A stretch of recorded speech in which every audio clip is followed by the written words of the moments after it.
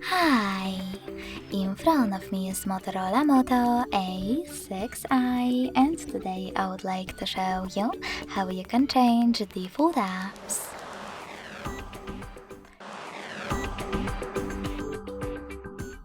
Begin by opening Play Store and downloading your new defaults.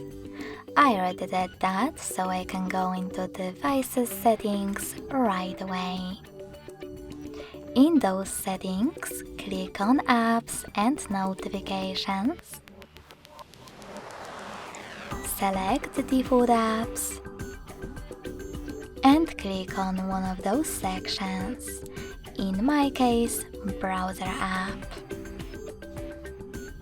Then tap on your new downloaded one in order to apply it. So when I click and go back, I can see that my default app has changed.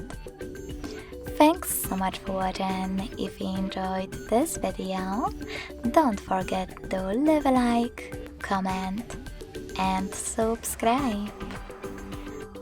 Bye!